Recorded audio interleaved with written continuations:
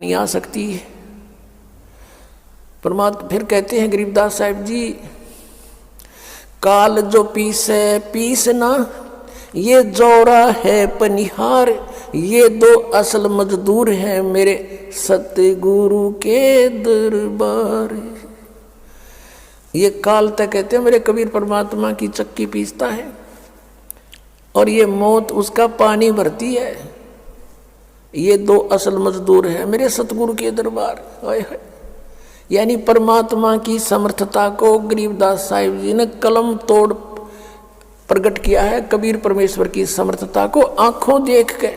तो यदि इस ज्ञान को सुनकर किसी के ये भी समस्या उत्पन्न होती है कि भी वहाँ हमने 20 वर्ष साधना कर ली, हमने वहाँ 30 वर्ष साधना कर ली, उस साधना का क्या बनेगा? तुम तो आगरा पहुँच गए, आना था बरुआड़े, पहुँच गए उस भूत दो रहे, अब वापस आना पड़ेगा अपने, और यहाँ से मोक्ष होगा।